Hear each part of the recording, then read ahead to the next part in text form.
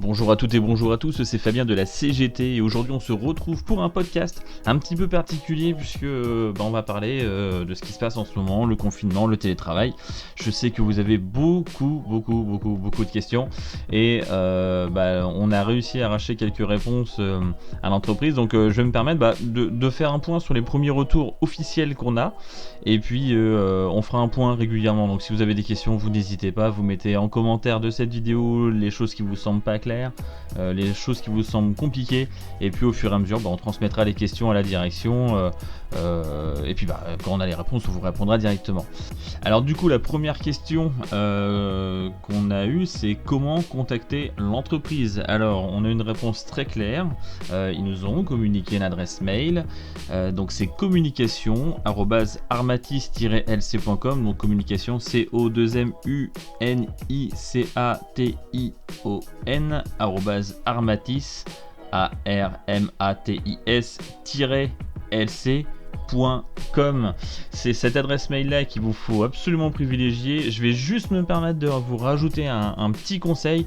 Je vous invite plus que vivement à mettre sur quel site vous travaillez, puisque c'est une boîte globale et généralement ils reçoivent beaucoup de mails et le premier retour que vous avez c'est plutôt pour vous dire d'accord, on a compris la question mais on ne sait pas où vous êtes, donc on ne sait pas à qui transférer votre demande.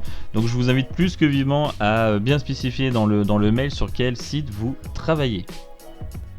Alors, comme ceux qui étaient encore sur le site ont pu le voir, on a fait énormément de tours de plateau pour noter ce qui allait et ce qui allait pas, parce qu'on est bien évidemment aussi là pour ça. Donc on a noté pas mal de questions, donc ce que je vais faire, c'est que je vais lire les questions qu'on a posées et je vais vous lire les retours qu'on a eu de la direction. Comme ça va peut-être, je l'espère, vous aiguiller.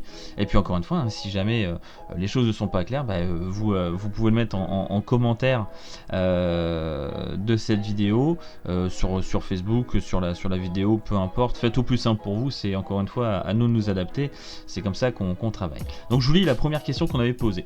Si un salarié demande à être volontaire, a-t-il la possibilité de passer au chômage partiel au bout de quelques temps? Ou inversement, s'il est au chômage partiel et qu'il veut finalement faire du volontariat, est-ce possible? La réponse de la direction, non, ce n'est pas au choix. Si je suis volontaire, c'est jusqu'à ce qu'une solution de télétravail soit possible. Vous noterez que ça répond pas totalement à la question. Mais voilà, en gros, le retour qu'on a. Autre question. Si une personne précédemment au chômage partiel revient au volontariat, y aura-t-il une prime de 15%? La réponse de la direction, oui, sur la base de la période travaillée en volontariat. Donc c'est possible. Autre question. Y aura-t-il un décalage entre le versement de la paye par rapport au chômage partiel? Est-ce bien l'entreprise qui prend tout en charge et effectuera le virement? La réponse, oui, c'est l'entreprise qui prend en charge. Non, il n'y aura pas de décalage de paiement aux dates habituelles. Si je suis volontaire, par exemple sur l'activité Monoprix, renfort du compte stratégique, est-ce que le télétravail est possible? Réponse de la direction, oui, si l'activité le permet. Vous noterez qu'aujourd'hui, je n'ai toujours pas l'information si c'est possible ou pas. Donc je ne sais pas. Donc je vous donne une réponse qu'on nous a donnée, mais je ne sais pas en termes d'application où on en est, puisque la dernière fois qu'on a eu des contacts avec Monoprix, ils essayaient de mettre des trucs en place, mais on n'avait pas encore de retour. Autre question, quels sont les horaires du télétravail? Est-ce que c'est les horaires habituels? Est-ce que c'est les horaires de service? Est-ce qu'il y a un aménagement? Est-ce qu'il y a du télétravail le week-end? Il y a eu pas mal de questions. La réponse de la direction, les horaires de travail seront définis par un planning comme habituellement. Par exemple, là je vais rajouter, sur OGF c'est du 24h sur 24, 7 jours sur 7. Après le renfort il est souvent demandé, c'est un renfort par rapport aux agences. Est-ce qu'il y a aussi du renfort par rapport aux astreintes? Vous voyez, ça pose pas mal de questions. Donc pour l'instant, on n'a pas de retour. Autre question, les personnes ayant posé des congés RTTS ou RTTE pendant la période de chômage, est-ce qu'on les conserve? La réponse de la direction, les congés, RTT, posés, le reste. Toujours sur les congés, la question, comment vont être décomptés les CP et les RTT en chômage partiel? Est-ce que ça va être proratisé? Réponse de la direction, nous allons communiquer sur la question des congés par voie d'une note de service, mais dans les prochains jours. Et effectivement, si vous surveillez ma Primo Box, normalement vous avez dû recevoir quelques news. Autre question, est-ce que la prime de vacances va être proratisée s'il y a du chômage partiel? Réponse de la direction, nous vérifions ce point. Donc aujourd'hui, nous n'avons toujours pas les éléments. Ensuite, comment l'entreprise va-t-elle déclarer les salariés en chômage partiel? Est-il possible que les salariés qui seront en chômage partiel aient un justificatif de l'entreprise? Réponse de la direction, les collaborateurs en chômage partiel vont recevoir une communication individuelle par courrier. Alors vous noterez que c'est un courrier, sachant qu'au moment où je vous parle, la Poste est en train de s'adapter également. Alors je ne sais pas, surveillez vos boîtes aux lettres, pardon. Question sur l'activité EDF, comment seront réparties les pauses déjeuner? Va-t-il y avoir plusieurs créneaux de pause? Réponse de la direction, ce sont les mêmes règles qu'habituellement. Autre question qui avait été posée, les salariés finissant après 18h le 19 mars seront-ils payés jusqu'à 20h? Parce que le 19 mars, si vous vous souvenez, c'est là où tout le monde commençait à partir au niveau des activités. La réponse de la direction, c'est les salariés sont payés sur la base des heures travaillées. S'ils terminent à 20h, ils sont payés jusqu'à 20h. Question sur le volontariat, si le gouvernement décide la fermeture complète du site pour un confinement total par exemple, qu'en est-il de la prime des volontaires? Réponse de la direction, la prime de solidarité est due quand les collaborateurs sont présents sur site et qu'ils travaillent.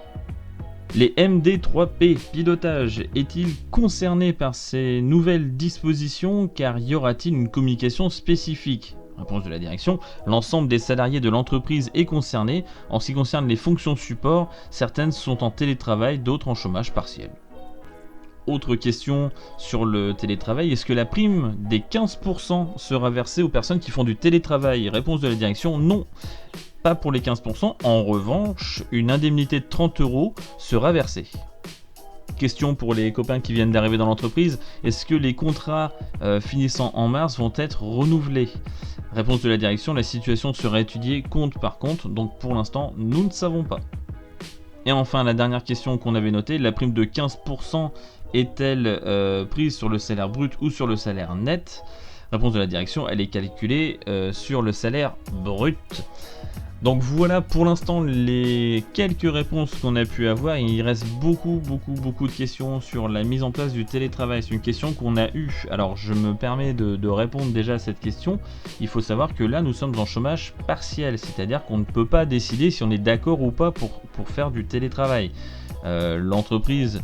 Alors ça a un peu évolué, mais là aujourd'hui l'entreprise peut imposer, si je puis dire, du télétravail.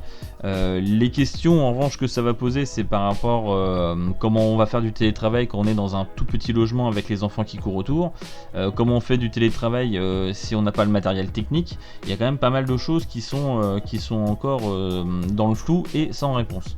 En ce qui concerne le CSE et les élus, nous avons fait le maximum pour communiquer avec vous le plus possible. Il faut savoir qu'au moment où je vous parle, l'entreprise réfléchit à une solution pour mettre en place une foire aux questions. Sauf que comme l'entreprise ne nous a pas donné de délai, et du coup on peut pas vous laisser comme ça dans le flou, donc on part de ce principe là, comme je le fais aujourd'hui, de prendre le micro et de vous donner les quelques éléments qu'on a réussi à avoir. Vous noterez tout de même que la question du télétravail, il y a pas mal de choses qui ont accéléré dès l'instant que la CGT a demandé le registre afin de faire ce qu'on appelle une alerte, ce qui normalement nous conduit par extension sur le droit de retrait.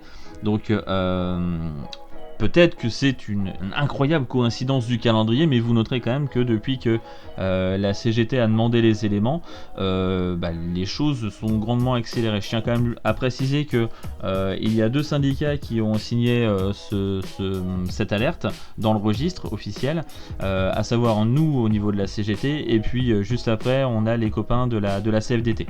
Encore une fois, si vous avez des questions, s'il y a des choses qui ne sont pas claires, la boîte mail pour communiquer avec l'entreprise, c'est communication au singulier @armatis-lc.com. Je vous invite plus que vivement à bien spécifier sur quel site vous vous trouvez. Vous mettez Poitiers, vous mettez Toxigny, vous mettez ce que vous voulez, mais attention, c'est très important parce que sinon ça va à mon avis surcharger les boîtes mail RH qui vont jamais s'en sortir si on leur donne pas un petit coup de main sur ce coup là.